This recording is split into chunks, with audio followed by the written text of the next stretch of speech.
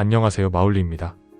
오늘은 2025년 한국 불안의 시대에도 변하지 않을 원칙들이라는 주제로 이야기 나눠보려고 합니다.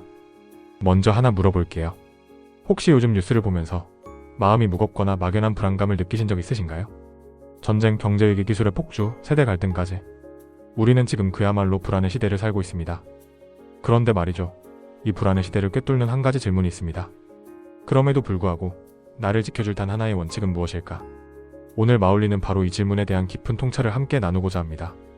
끝까지 들어보시면 지금 이 혼란의 시대를 꿰뚫고 나갈 수 있는 아주 중요한 기준을 얻게 되실 거예요. 우리는 매일 파편화된 뉴스와 정보의 홍수 속에서 살아갑니다. SNS 타임라인에 쏟아지는 짧고 강렬한 영상, 알고리즘이 던져주는 자극적인 기사들, 이 모든 것이 우리의 생각을 단편적으로 만들어버리죠. 그 결과 어떤 일이 벌어질까요? 우리의 관점이 약해지고 믿고 싶은 것만 믿게 됩니다. 진실을 아는 것이 아니라 보고 싶은 것만 보는 세상 속에서 살게 되는 겁니다. 이제는 정보가 많아서가 아니라 정보를 제대로 이해하는 능력, 즉 문해력이 우리의 생존 능력이 되는 시대입니다. 단순히 글을 읽는 문해력이 아닙니다. 데이터를 읽고 해석하고 그 맥락을 파악하는 능력. 이게 진짜 경쟁력이에요. 과거엔 인터넷이 모두의 목소리를 가능하게 할 것이라 기대했습니다. 넷스케이프, 초기 포털들, 블로그의 시대. 이제 누구나 자기 의견을 말할 수 있는 시대가 왔구나. 평등해질 거야. 하지만 현실은 어땠죠? 또 다른 쏠림과 분열이 생겼습니다.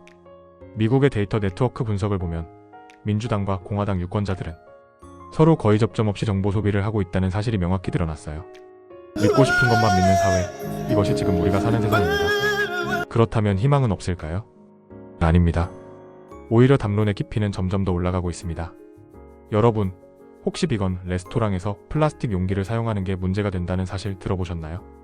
단순히 채식주의가 아니라 생태와 윤리, 소비의 의미까지 고려하는 태도, 이게 지금 한국 사회에서 일어나고 있는 변화입니다. 실제로 2016년부터 의미 있는 소비, 동물권, 환경 등 공공선을 향한 감수성이 데이터로도 꾸준히 올라오고 있어요. 그건 유행이 아니라 진짜 담론이 진화하고 있다는 증거입니다. 그 중심에는 결국 깊이 있는 사고와 문해력이 있습니다. 세상은 여전히 복잡합니다. 그리고 그 복잡한 세상을 이해하려면 정보를 쪼개서 보고 다양한 관점에서 재구성하는 능력이 필요하죠. 한 사회학자는 이런 말을 했습니다. 문제는 척되어 있는 것이며 우리의 의식 구조 속에 뿌리내린 믿음이다. 이 말의 핵심은 문제를 단순화하지 말고 그 문제의 층위와 뿌리를 보라는 겁니다. 예를 들어 우리 사회가 불평등하다고 말했을 때 그건 단순히 숫자로만 측정될 수 있는 것이 아니라 사람들의 감정, 기억, 경험, 그리고 비교의 대상까지 포함된 매우 복합적인 개념입니다. 그래서 책을 읽어야 합니다. 뉴스보다, 스트레이트보다 책을 먼저 봐야 합니다. 책은 단순한 정보의 나열이 아닙니다. 저자가 긴 시간에 걸쳐 생각하고 쌓아온 내면의 질서가 담긴 결과물이기 때문이죠. 깊은 통찰은 단숨에 오지 않습니다. 같은 책을 읽은 사람들과 나누는 대화, 그 속에서 우리는 진짜 나의 생각의 틀을 만들어갈 수 있습니다. 그리고 그 틀이 있어야 파편적인 정보에 휘둘리지 않습니다. 그런데 요즘 젊은 세대는 또 다른 방식으로 대응하고 있습니다. 그들은 시뮬레이션을 합니다. 앞으로의 삶을 수치로 미리 그려보는 거죠.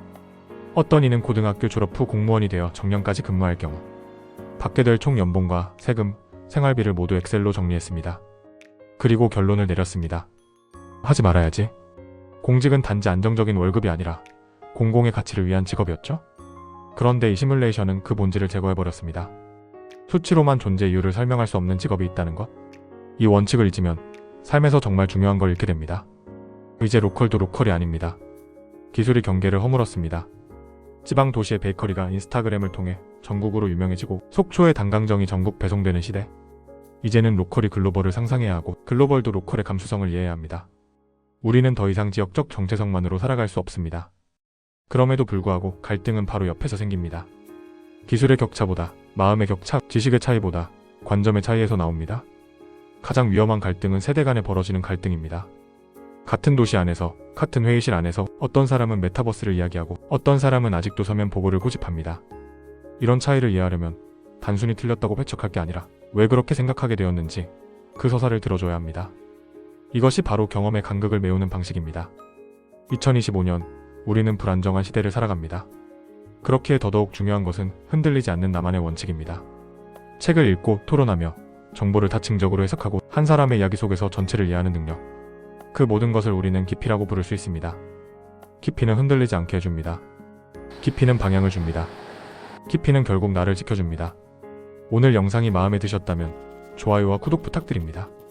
마울리는 여러분이 생각의 기준을 세울 수 있도록 더 깊은 통찰을 전달드리기 위해 늘 노력하고 있습니다. 여러분의 구독과 좋아요는 큰 힘이 됩니다. 또 고정 댓글에 오늘 영상과 관련된 도서 및 콘텐츠 링크도 남겨두었으니 꼭 참고해주세요. 오늘도 깊이 있는 하루 되시길 바랍니다. 마울리였습니다.